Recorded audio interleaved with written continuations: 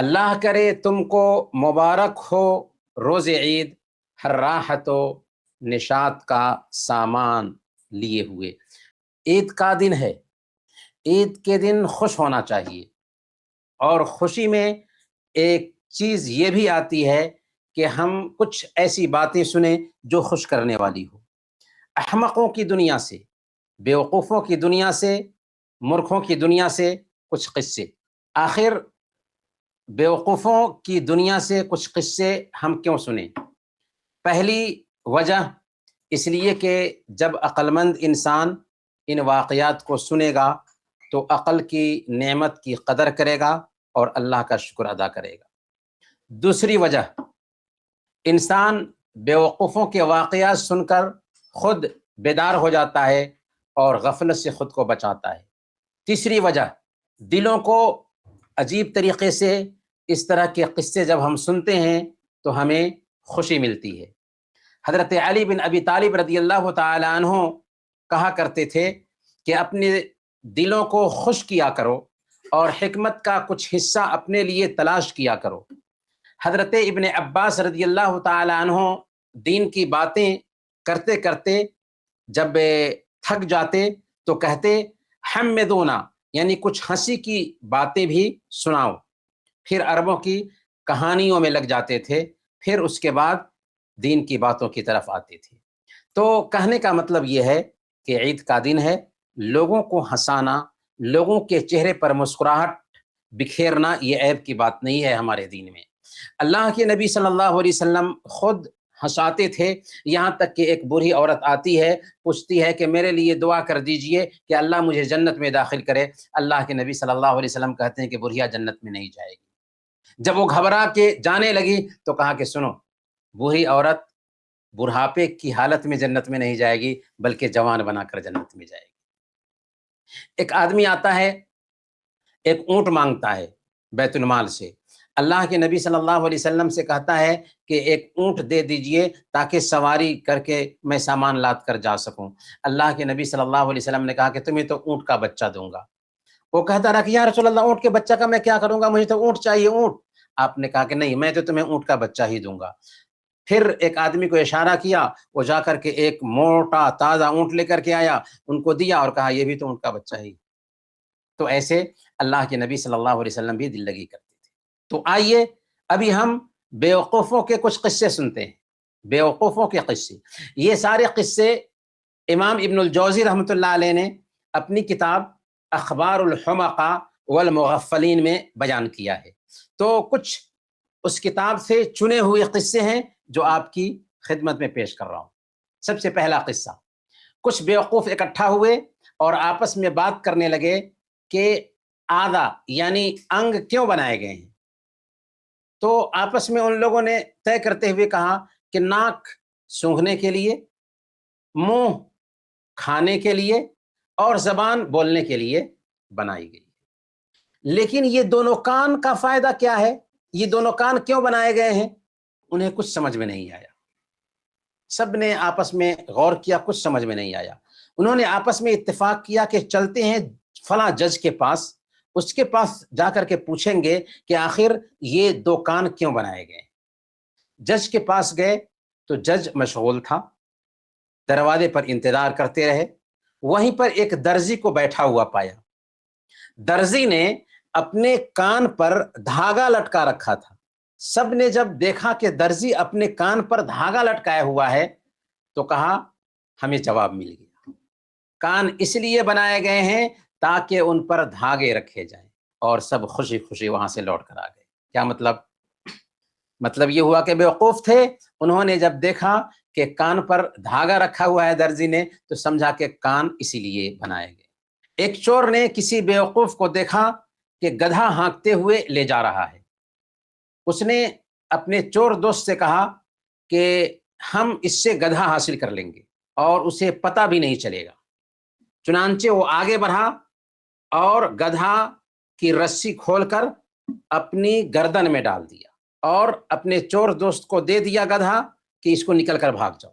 بیوقوف کے پیچھے پیچھے اور اپنی گردن میں رسی ڈالے ہوئے چل رہا تھا۔ جب بیوقوف پیچھے مڑا تو चोर को देखा, पूछा कि मेरा गधा कहाँ गया? चोर ने कहा कि मैं ही हूं। बेवकूफ ने कहा कि तुम कैसे हो? चोर ने कहा कि मैं अपनी माँ का नाफरमान था, चुनांचे मैं गधे की शक्ल में बदल गया, फिर मेरी माँ मुझसे राजी हो गई तो अब मैं इंसान बन गया हूं। बेवकूफ ने कहा ला हौला वला कुव्वता इल्ला बिल्लाह, मैं तुझे कैसे इस्तेमाल करूंगा जबकि तुम आदमी हो, जाओ यहां से। और इस तरीके से उसको भी छोड़ दिया। यहाँ पे हमें बेवकूफ का ये किस्सा समझ में आ रहा है कि एक चोर ने बेवकूफ से गधा हासिल करने के लिए तरकीब सोची और गधा भी हासिल कर लिया और बेवकूफ को बेवकूफ बना करके निकल गया। तीसरा किस्सा, एक आदमी बकरी लिए जा रहा था, कुछ चोरों ने उसे देखकर आपस में इत्तेफाक किया कि हमें इससे बकरी छीनना है। चुनांचे सब आपस में तय करके रास्ते में बैठ गए, उस रास्ते में जिससे आदमी जा रहा था बकरी लेकर के, और आपस में तय कर लिया कि देखो तुम्हारे पास से ये आदमी बकरी लेकर गुजरेगा ना तो कहना कि आप कुत्ता लेकर कहाँ जा रहे हैं। चुनांचे पहले चोर के पास से वो बकरी लेकर के गुजरा तो उसने कहा कि आप कुत्ता लेकर कहाँ जा रहे हैं?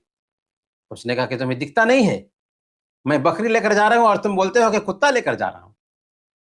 दूसरे चोर के पास से गुजरा तो उसने भी कहा कि आप कुत्ता लेकर कहाँ जा रहे हैं? उसे शक हुआ कि मैं बकरी लेकर जा रहा हूं और ये कुत्ता बोल रहा है। तीसरे चोर के पास से गुजरा तो उस चोर ने भी कहा कि आप कुत्ता लेकर कहाँ जा रहे हैं? अब उसका शक जो था यकीन में बदलने लगा कि हो ना हो ये कुत्ता ही हो। चौथे चोर के पास से जब गुजरा और उसने कहा कि आप कुत्ता लेकर कहाँ से जा रहे हैं, तो ये सुनकर बकरी वाला बकरी छोड़ दिया और चला गया कि मैं शायद कुत्ता ही लेकर जा रहा हूं, और चारों चोरों ने बकरी हासिल कर ली। तो ये बेवकूफ को बेवकूफ बनाने का तरीका है। इमाम इब्न जौजी ने इसे भी बयान किया है। मदायनी कहते हैं कि बगदाद में एक बहुत ही शरीफ आदमी आया और जरा बेवकूफ भी था। उसने अपने पहुंचने की खबर अपने बाप को देने के लिए एक खत लिखा कि मैं बगदाद खैरियत से पहुंच गया हूं, लेकिन उसको कोई आदमी नहीं मिला जिसको वो खत दे ताकि उसके बाप को पहुंचा दे। तो उसने क्या किया, उसने वो खत लिया और खुद लेकर के अपने घर आया, अपने वालिद से मिला और वालिद से कहता है कि मेरे पहुंचने की खबर आपको लेट से पहुंचे, इसके लिए मैं खुद लेकर के खत आ गया हूं ताकि आपको पता चल जाए कि मैं बगदाद पहुंच गया हूं।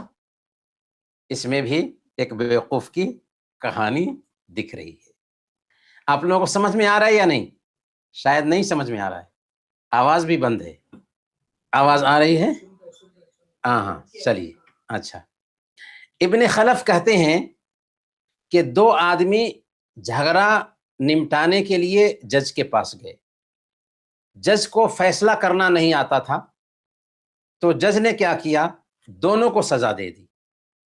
इनमें से कोई एक तो मुजरिम होगा ही, और फिर कहने लगा कि अल्लाह का शुक्र है कि उनमें से जालिम मुझसे नहीं बच सका, अगरचे मजलूम को भी सजा मिल गई।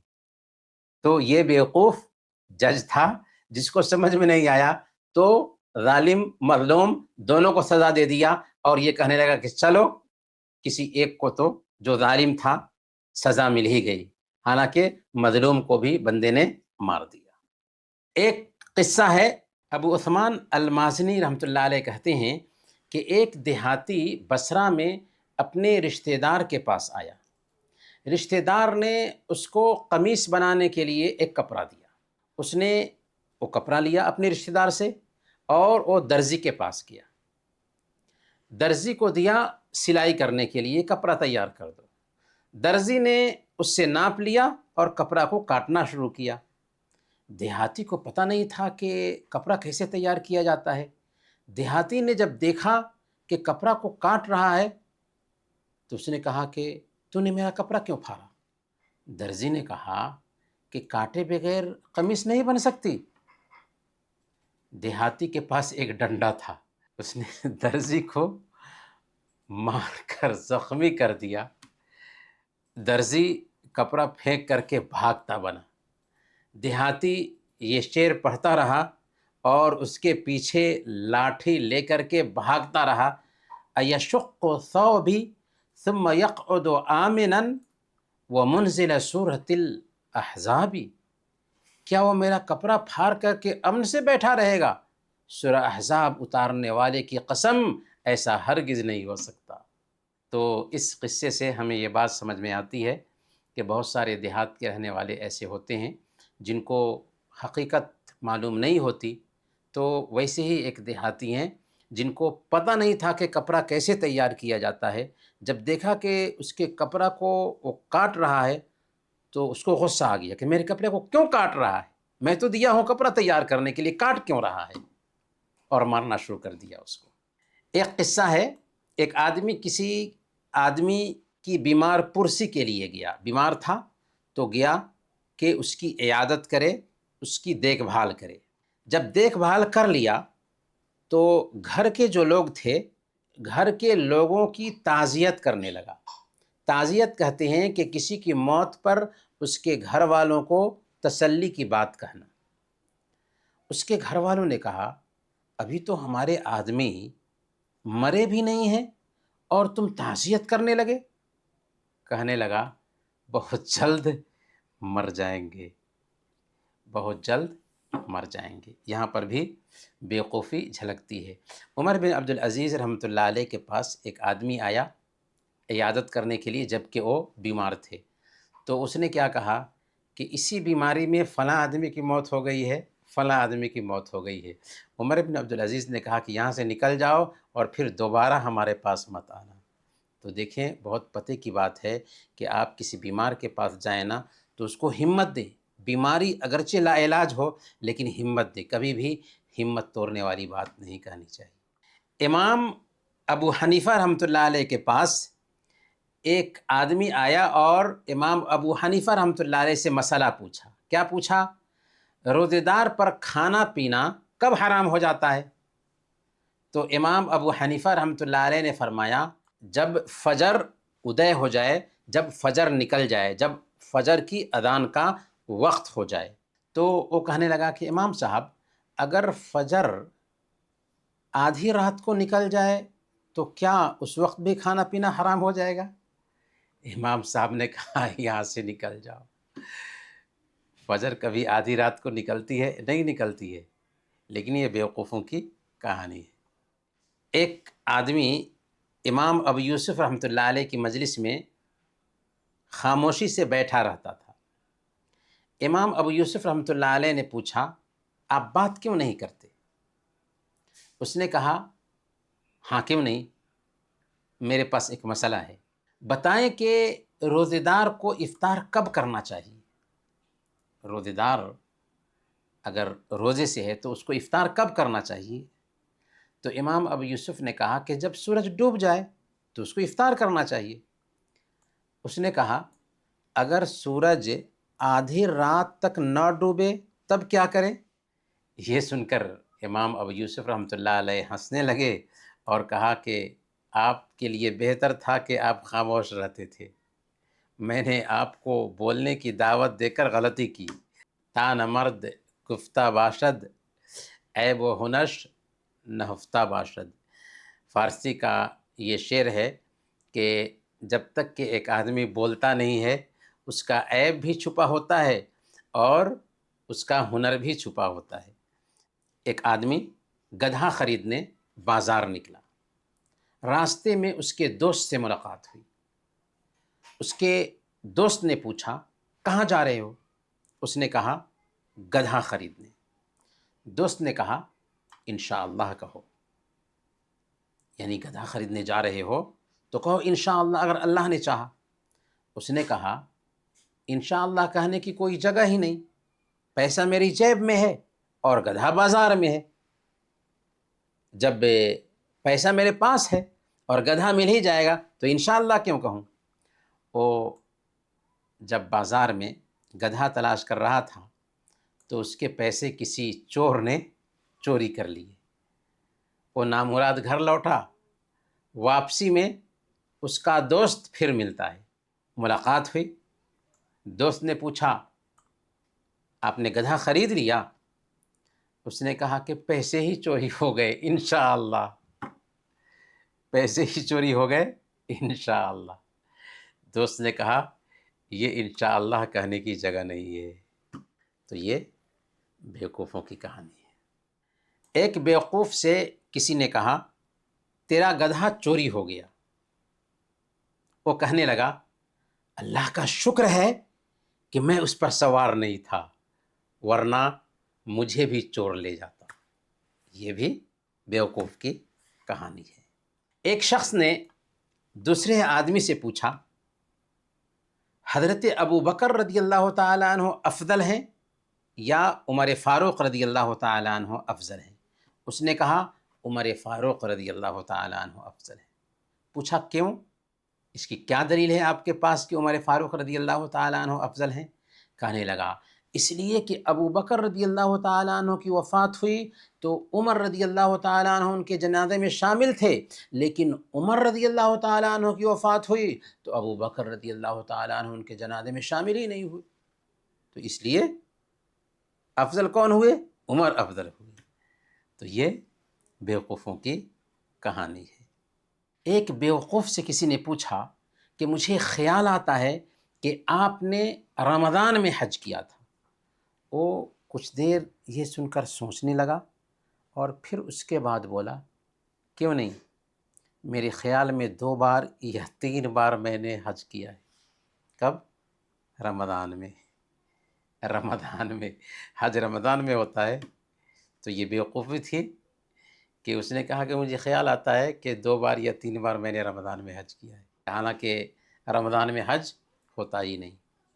ایک سال بہت سیلاب آیا تو ایک بیوقوف کہنے لگا وہ لوگ بھی مر گئے جو کبھی نہیں مرتے تھے، وہ لوگ بھی مر گئے جو کبھی نہیں مرتے تھے۔ کیا مطلب؟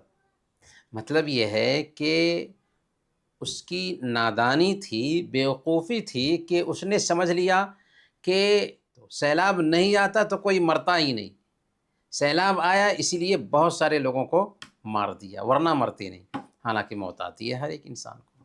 برکیف یہ بیوقوفوں کے قصے تھے جو امام ابن الجوزی رحمۃ اللہ علیہ نے اپنی کتاب اخبار الحمقاء والمغفلین میں بیان کیا ہے۔